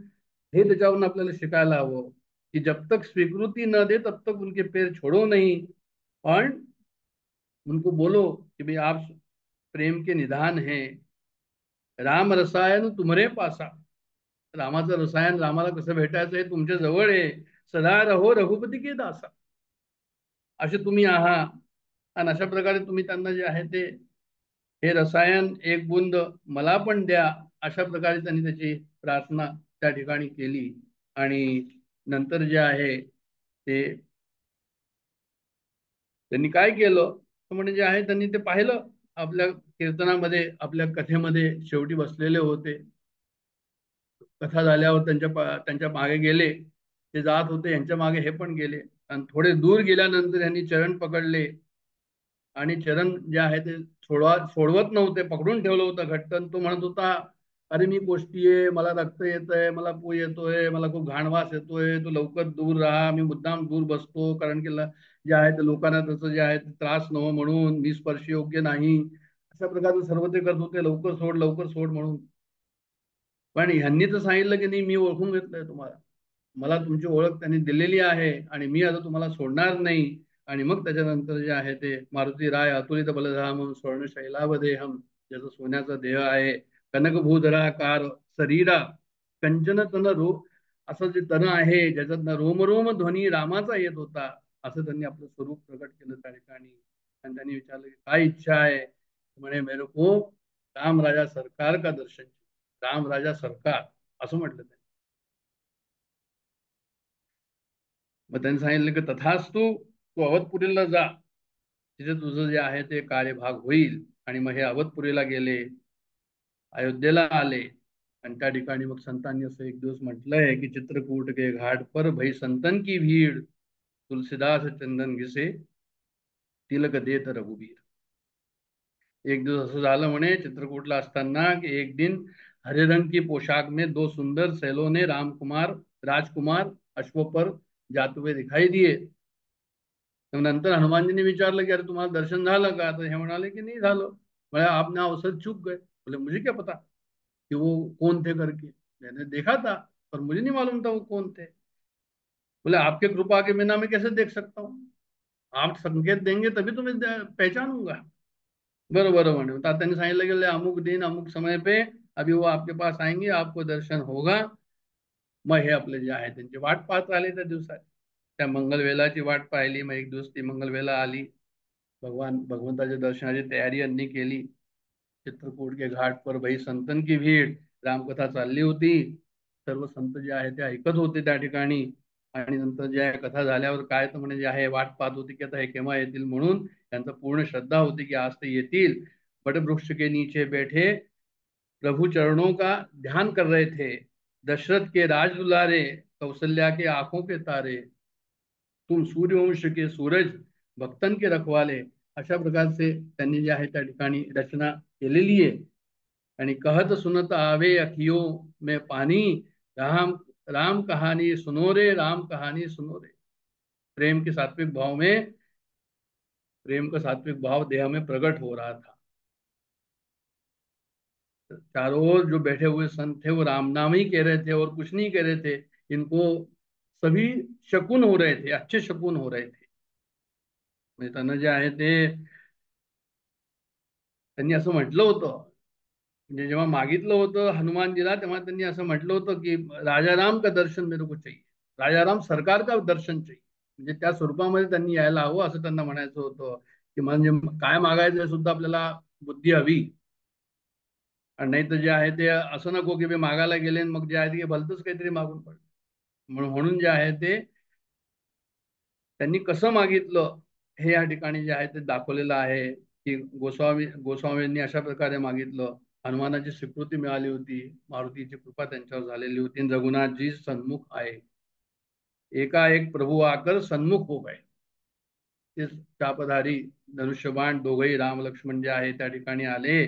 करे क्या कोई जो आवे एकाएक, एकदम जर कोणी असं समोर येऊन गेलं तर करे क्या कोई जब आवे एकाएक, निगाहों को रोके कि दिल को संभाले, निगाहों को रोके कि दिल को संभाले. म्हणजे तुम्ही त्याच्याकडे पाहू की आणखीन काही करू की भाव मला येऊन राहिलेला आहे, काय करू काय नाही. चंदन घिस रहे थे, जैसे ही प्रभु को सन्मुख देखा भूल गए चंदन को घिसना.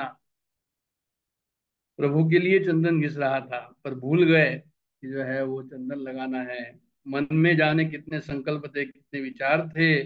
गोस्वामी को हनुमान जी सरी के सदगुरु मिले. सदगुरु मिलने के बाद भ्रम नहीं रहता है और बुद्धि भ्रमिष्ट नहीं होती, दुविधा खत्म हो जाती है. उनने जो है भगवान को पहचाना और उनको जो है वो वहां पे दर्शन घेतलं त्यांचं. आणि दर्शन होत्यानंतरच काय झालं की समस्त विद्याओं का प्रकाश उनके बुद्धी में आ गए. म्हणजे दृष्टी तर सगळी सृष्टी भरली, वायू तेज आप गगनी. भजन भावना त्यांची स्थिर झाली, मन स्थिर झालं. प्रेम की एक बूंद अंदर पडे तो प्रेम बढ़ना आरंभ हो. आणि मग तिकडनं जे आहे त्यांचं दर्शन घेऊन ते कृतकृत्य झाले, त्यांना ज्ञान झालं त्या ठिकाणी. आणि तिकडनं जिथे निघाले आणि ते रस्त्यामध्ये बरेचसे त्यांचे चमत्कार झाले असं सांगतात. कोणीतरी एक असा होता दिव्य देह सर्प होता, तो यांना वाटलं की हा दिव्य देह आहे म्हणून, पण यांच्या स्पर्शाने त्यांनी सर्प पण सोडलं आणि एक दिव्य देह त्याचा समोर आला. आणि तो म्हणाला काही पाप होतं मला, म्हणून मी जे आहे ते या ठिकाणी त्याच्या, कारण त्या सर्पावर वेगळी आभा होती, वेगळं तेज होतं, त्याच्यावर हे समजले की हा कोणीतरी पुढचा पहिलेचा यक्ष आहे, कोणीतरी आहे म्हणून, आणि त्याचं कल्याण झालं. कितीतरी लोकांचा जो त्यांनी उद्धार केला, जे तिकडनं निघाले काशीकडे निघाले, आणि मग सर्व यांची कीर्ती जी आहे ते सर्वदूर पसरली यांची. म्हणजे एवढंच नाही, संतांचा लाभ जो आहे तो चैतन्याला आणि जळाला सुद्धा मिळतो, इथपर्यंत वर्णन केलेलं आहे त्या ठिकाणी की जड़ को भी लगा कि वो मैं जो है वो मेरा उद्धार हो रहा है. अशी प्रसिद्धी त्यांची अशी चौदिशामध्ये झाली. लोकमान्यता अनल सम तप कर कानंदा. म्हणजे त्या ठिकाणी त्यांनी जागा का सोडली की त्यांनी म्हटलं की आता इथे लोकांमध्ये जास्त माझं नाव झालं, आता इकडनं चला, आपल्याला भूवीस त्रास नको, म्हणून ते परत अयोध्येमध्ये आले आणि शरयू किनाऱ्याला बसले होते. तर त्यावेळेस एक गृहस्थ आला आणि त्यांना म्हणाला की मला असं स्वप्न पडलंय की इथे जवळ एक तपोभूमी आहे, तिथे वटवृक्ष खूप आहे, त्या वटवृक्षाच्या खाली तुम्ही बसा आणि ती तुम्ही तिथे तप करा आणि रामचरितमानस जे आहे ते द्या. असंही सांगतात एका सिनेमामध्ये, अशाही प्रकारचं आहे की ती त्यांच्या बायकोनी जाण्यापूर्वी त्यांना असं म्हटलं की बरं ठीक आहे, तर तुम्ही तर मला सोडलेलं आहे आणि तुम्ही विरक्त वेश घेतलेला आहे, पण आता तुम्ही असं करा की रामाचं नुसतं दर्शन नाही, रामाचं दर्शन झाल्यावर रामाची महिमा सुद्धा गा. तर त्यांनी त्यांना म्हटलं की हो ठीक आहे, रामाची जी आहे ती महिमा गाईन. अशाही प्रकारचं वर्णन आहे. आणि त्या ठिकाणी जे आहे ते पोचले आणि रामचरित मानसाला त्यांनी जे लिहायला आरंभ केला. त्यांचं लेखन रामनवमीच्या दिवशी सुरुवात झालं. त्या काळामध्ये रामनवमी जेव्हा होती आणि 2 वर्ष 7 महिने 26 दिवस ते रामचरित मानसाचं लेखन करत होते. आणि विवाह पंचमी म्हणजे रामाचा जो विवाह झाल्यावर जी पंचमी, त्याचं काहीतरी एक असं विशेष महत्व आहे. त्या दिवशी हे रामचरित मानस पूर्ण झालं असं म्हणतात.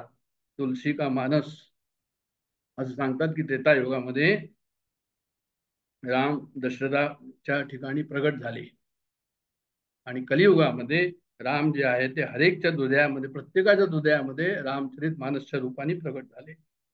खरं म्हणजे ते शंकरांची त्यांच्यावर कृपा होती की लेखनी तुलसी की आणि शंकरांचं सामर्थ्य, अशा प्रकारचं ते रामचरित मानस जे आहे ते आपल्याला त्या ठिकाणी पाहायला मिळतं की ते रामचरित मानस कोणाचा भाव असो, अभाव असो, कुभाव असो, म्हणजे काही नाही, ते रामचरित मानस जे आहे ते तुमचं कल्याणच करेल. तब साधन करने के बाद अविद्या का लेश नहीं रह जाता है.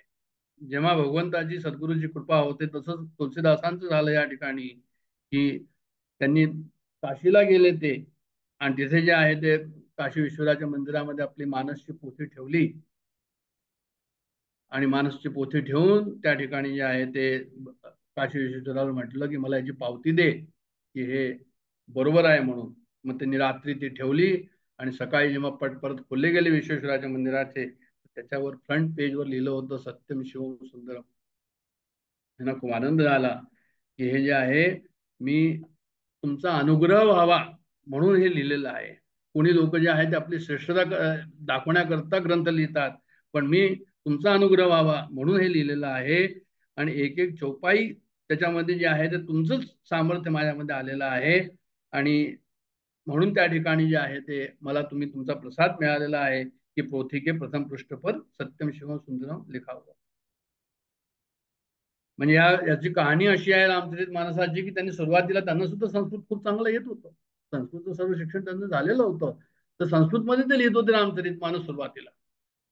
मग काही दिवस ते संस्कृतमध्ये रामचरित मानस लिहित राहिले आणि संध्याकाळी पाहायचं ते सर्व लुप्त होऊन जायचं. आता दिवसभर लिहित बसले आणि रात्री कळलं की मी ते लिहिलेलं कुठे गेलो. एक दिवस झाला, 2 दिवस झाले, 3 दिवस झाले, 4 दिवस झाले, परत असं होऊ लागलं. तर मग त्यांना असं स्वप्न पडलं की हे संस्कृत नाही, म्हणजे तुम्ही अशा भाषेमध्ये लिहा की जे जनमानसापर्यंत राम पोचतील, अशा भाषेमध्ये तुम्ही लिहा. अशा प्रकारचं त्यांना स्वप्नामध्ये येऊन शंकरांनी सांगितलं. आणि मग जे आहे मग त्यांनी अवधी भाषामध्ये ते रामचरित मानस लिहिलं, जे की त्याचा प्रभाव जो आहे तो विश्वविदित प्रभाव आहे. मानस सरोवरासारखा प्रभाव आहे. हंस असतात मानस सरोवरामध्ये, त्याचं सेवन करतात. तसंच जे आहे ते आम्ही हंस बनून मानस सरोवराचं मानस त्याला म्हणतात, रामचरित मानसाचं आम्ही जे आहे ते सेवन करावं की एक एक दोह्यामध्ये समस्त वेदशास्त्र का सार भरलेला आहे. जाही ना जानू कछु तुम संग सहज. म्हणजे जे म्हणणारे असे आहे किंवा मला माहित नाही, त्यांना सुद्धा त्या ठिकाणी जे आहे ते काय तर म्हणे ते त्यांना त्या ठिकाणी समजतं की अरे हे काय लिहून चुकले म्हणून या ठिकाणी. म्हणजे प्रत्येक काही लोकांनी तर असंही केलं की म्हणजे चोपाई घेऊन त्याचं संपुट बनवून अनुष्ठान करून त्याची सिद्धी करू लागले. संपुट बनवून अनुष्ठान करून म्हणजे जे काही अनुष्ठान करायचं त्याच्यामध्ये ते एक चौपाई घ्यायची आणि ते चौपाई परत जसं हनुमान चालीसाचं तर करतात लोक. आता हे सर्व होताना तरी पण तिकडचे जे ब्राह्मण लोक होते त्यांना थोडा त्रासच झाला. ते म्हणे हे नवीन काय आलं म्हणजे रामचरितमानस जे आम्ही नाही ऐकत, देववाणी फक्त संस्कृत आहे आणखी दुसरी नाहीच आहे आणि हे जे आहे हे आम्हाला कबूल नाहीये. मग त्यांनी त्यांना तुळशीदासजींना त्रास द्यायला सुरुवात केली. मग त्यांनी म्हटलं मी काय करायचं तुम्ही सांगा आम्हाला. ब्राह्मणांना विचार, जसं एकनाथांबरोबर झालं होतं. एकनाथांनी भागवत मराठीमध्ये लिहिलं, काशीच्या ब्राह्मणांना जे आहे ते पटलं नाही आणि तिथे जे आहे ते नाथांनी मग आपलं भागवत घेऊन आले, ते गेले काशीला. ब्राह्मणांनी त्यांना बोलवलं, पाचारण केलं की तुम्ही इथे येऊन आम्हाला दाखवाय काय म्हणून. मग त्यांनी केलं, अर्धवट भागवत घेऊन गेले काशीला आणि तिथे जे भागवत सांगायला सुरुवात केली तर त्या ब्राह्मणांना इतकं ते आवडलं की त्यांनी म्हटलं की नाही आता तुम्ही इथेच पूर्ण करा. आणि पूर्ण भागवत केल्यानंतर त्यांनी हत्तीवरनं अंबारीवरनं त्यांची जी आहे ती भागवताची त्यांची मिरवणूक काढली. तर इथे ब्राह्मण अडून बसले. ते म्हणाले की नाही म्हणे हे अवधीमध्ये नाही चालणार आहे, आम्हाला संस्कृतमध्ये हवं, संस्कृत नसेल तुम्ही डुबवा गंगेमध्ये. मग यांनी म्हटलं की तुम्हाला काय हवं, याची पावती कशी हवी. तर त्यांनी मग असं याच्यावर ठरलं शेवटी त्यांच्या ब्राह्मण सभेमध्ये की म्हणे हे मंदिरामध्ये ठेवा, काशी विश्वराच्या समोर ठेवा, म्हणजे हे सर्वात खाली ठेवा राममानस, त्याच्यावरती वेद ठेवा, त्याच्यावरती आणखीन काही काही ठेवा आणि मग पहा की याचं काय. दुसऱ्या दिवशी आम्हाला काय ह्याच्यावरनं जे आहे ते मानस देवाचा जो आहे तो कौल काय मिळतो म्हणून. मग दुसऱ्या दिवशी जे आहे ते काय केलं तर म्हणे त्यांनी सर्वात खाली ठेवलं ते तो ग्रंथ आणि बाकी आणखी इतर ग्रंथ वरती ठेवले.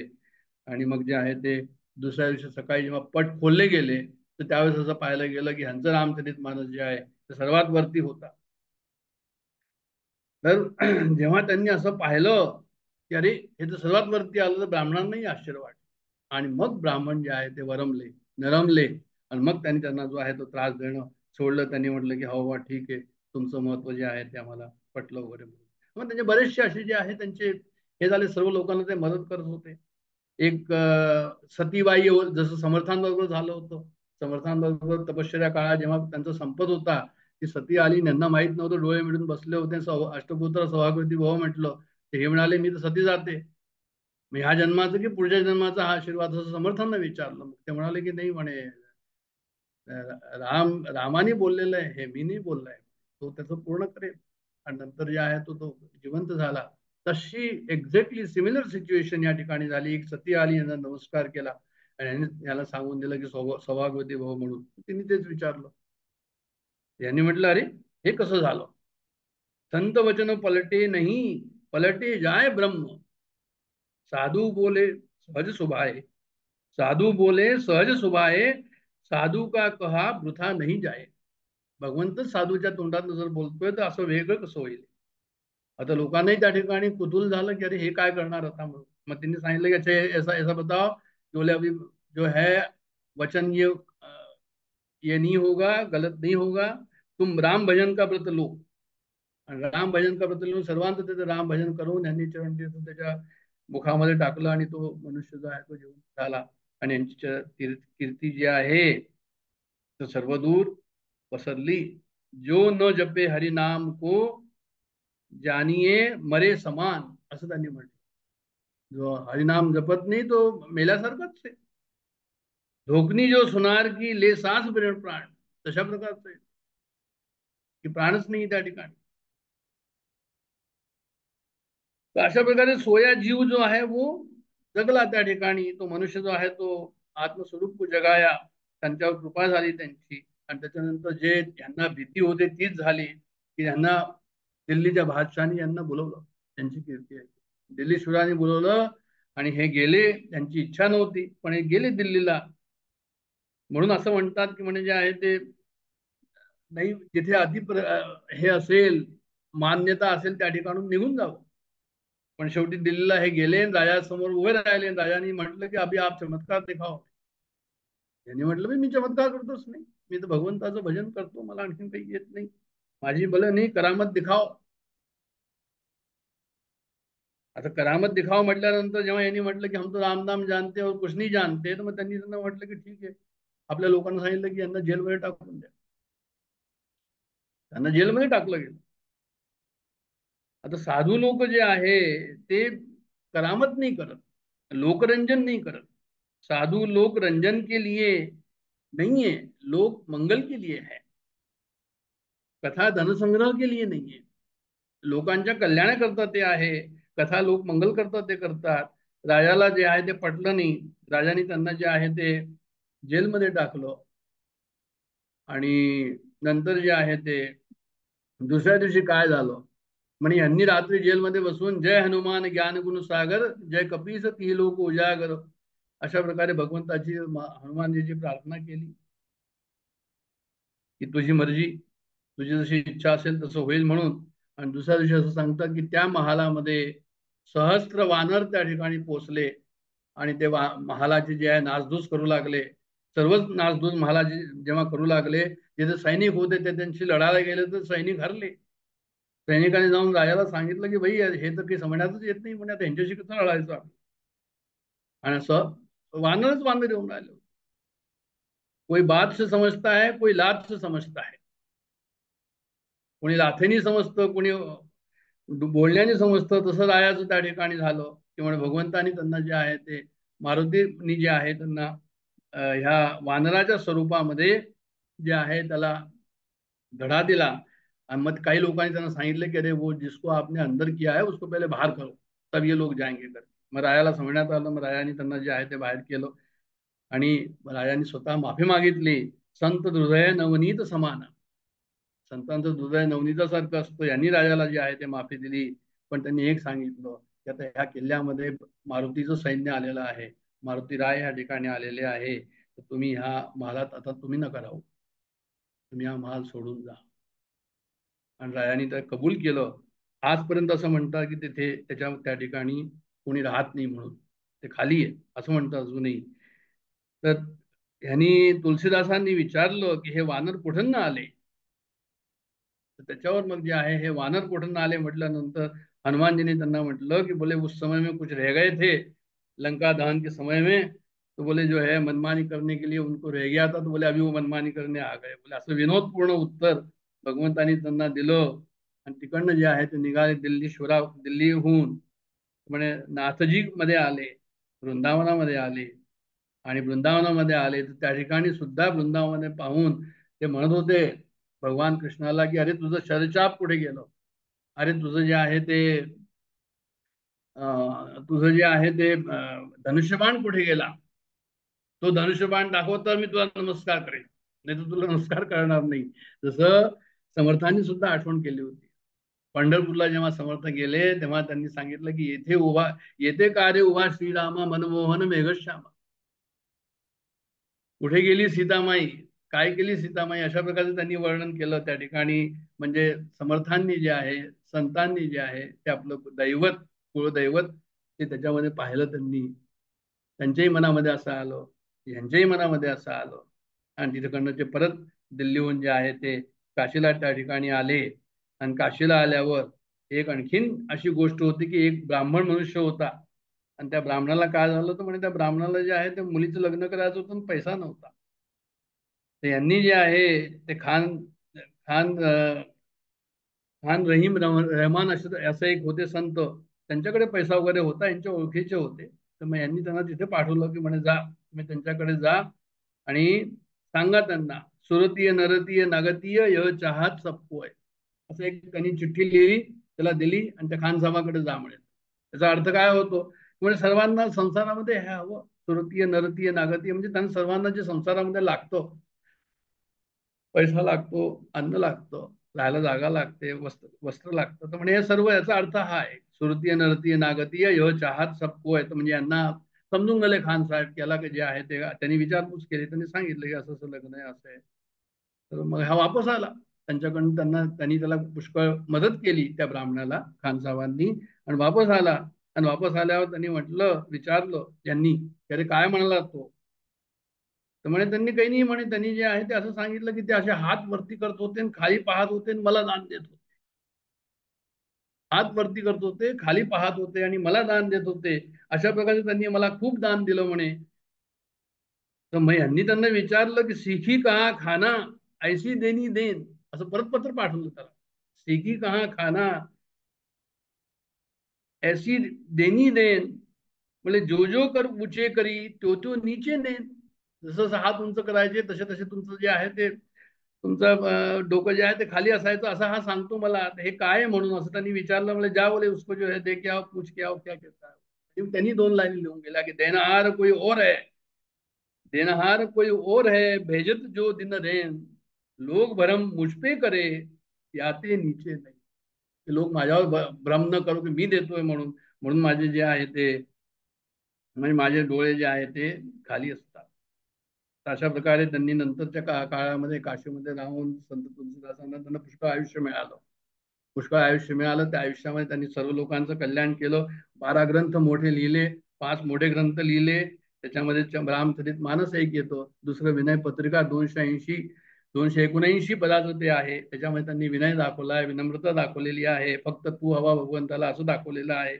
आणि श्रीरामचंद्र कृपालू भजमन हरण भाऊ भय दारुण हे आपल्या सर्वांना माहिती आहे. त्याच्यातलंच आहे श्लोक, पद आहे त्याच्यातलं. आणि दोहावली, गीतावली, कवित्व रामायण, तर हे असे 5 मोठे ग्रंथ लिहिले. त्याच्याशिवाय त्यांनी आणखीन जे आहे ते 7 एक ग्रंथ आणखीन लिहिले. अशा प्रकारे 12 ग्रंथांचं त्यांनी, ते सुद्धा त्यांचं वाङ्मय जे आहे ते खूप मोठं आहे, ते लहान नाहीये.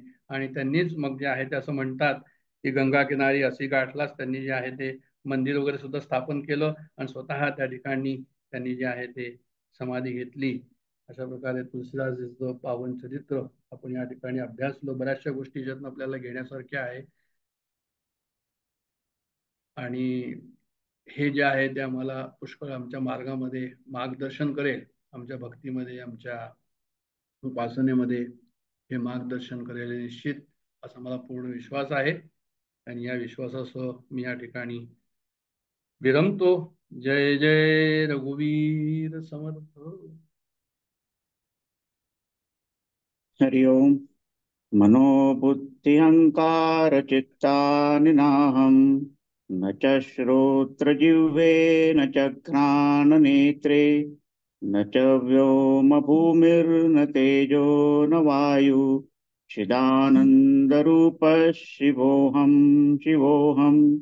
न च प्राणसंज्ञो न वै पञ्चवायु, न वा सप्तधातुर्न वा पञ्चकोशः, न वाक्पाणिपादौ न चोपस्थपायु, चिदानन्दरूपः शिवोऽहं शिवोऽहं. न मे द्वेषरागौ न मे लोभमोहौ, मदो नैव मे नैव मात्सर्यभावः, न धर्मो न चार्थो न कामो न मोक्षः, चिदानन्दरूपः शिवोऽहं शिवोऽहं. न पुण्यं न पापं न सौख्यं न दुःखं, न मन्त्रो न तीर्थं न वेदा न यज्ञाः, अहं भोजनं नैव भोज्यं न भोक्ता, चिदानन्दरूपः शिवोऽहं शिवोऽहं. न मे मृत्युशङ्का न मे जातिभेदा, पिता नैव मे नैव माता न जन्म, न बन्धुर्न मित्रं गुरुर्नैव शिष्या, चिदानन्दरूपः शिवोऽहं शिवोऽहम्. अहं निर्विकल्पो निराकाररूपो, विभुर्व्याप्य सर्वत्र सर्वेन्द्रियाणां, सदा मे समत्वं न मुक्तिर्न बन्धा, चिदानन्दरूपः शिवोऽहं शिवोऽहं. चिदानन्दरूपः शिवोऽहं शिवोऽहं.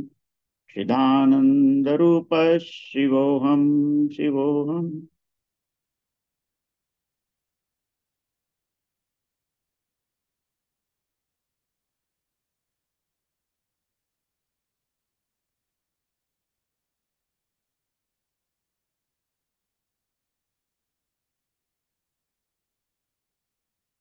ॐ पूर्णमदः पूर्णमिदं पूर्णात् पूर्णमुदच्यते, पूर्णस्य पूर्णमादाय पूर्णमेवावशिष्यते। ओम शांति शांति शांति। हरि ओम।